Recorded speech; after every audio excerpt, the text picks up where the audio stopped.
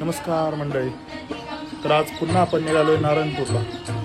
आज आपला सलग तिसरा बरोबर आहे. चला तर मग जाऊयात.